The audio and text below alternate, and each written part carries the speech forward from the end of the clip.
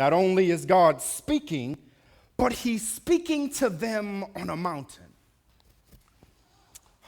It's a mountain. It's a personal rendezvous. When God brings people to a mountain, it's usually a first-person encounter. It's a personal encounter. God brought Abram to a mountain when he told him to sacrifice Isaac.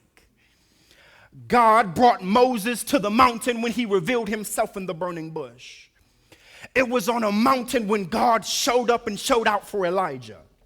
It was on a mountain when God would speak to that same prophet in a whisper. It was on a mountain when Moses first saw God. It was on a mountain when he received the plans for the sanctuary. It was on a mountain when he received the tables of stone. And ultimately, it was on a mountain where Moses would die. God, why do you keep bringing people to mountains? It's a first date. He's being romantic. He's bringing them to a special place so they will never forget. Every time they see a mountain, they will think of him because he knows they will forget. It's like in that movie, The Vow, where the husband dates the wife after she's had a traumatic brain injury due to a crash. And she doesn't know her love story. She doesn't even recognize her husband when she wakes up in the ICU. Their history, their life, their foundation, all of their emotional attachments are erased due to a traumatic brain injury. But he does not leave her there in the hospital. He actually gives her space. He continues to date her. He is her husband, and he flirts with her.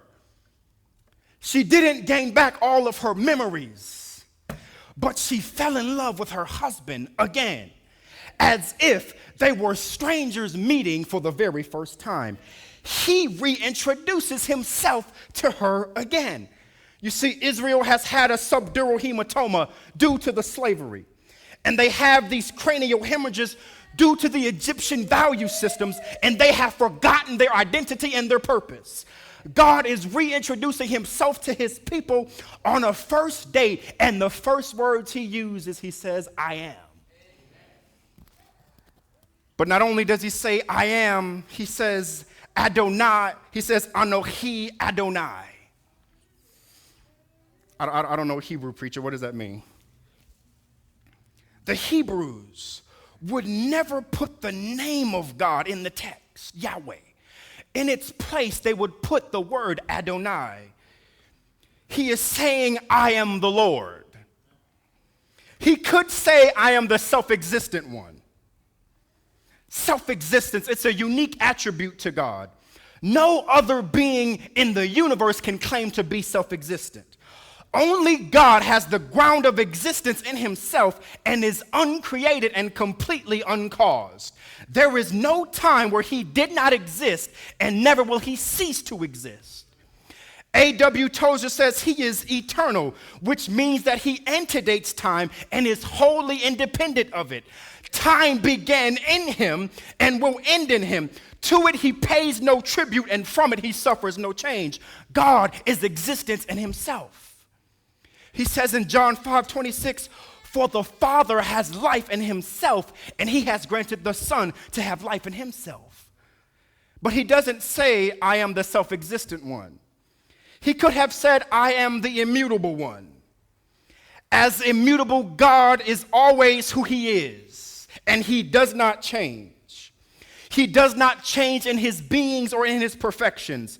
He is above all becoming, for there is nothing more for God to become. He does not grow, he does not improve, he does not deteriorate, and he does not decay. He is immutable, which means he has never changed, and he can never change in any smallest measure. To change would mean that he would go from better to worse or from worse to better. He cannot do either because he is perfect. And if he were to become less than perfect or more than perfect, he would be less than God. Simply put, God can't get any better and he cannot get any worse. Psalm 102 says, in the beginning you laid the foundation of the earth. They perish, but you remain. He could say, I am the indefinite one.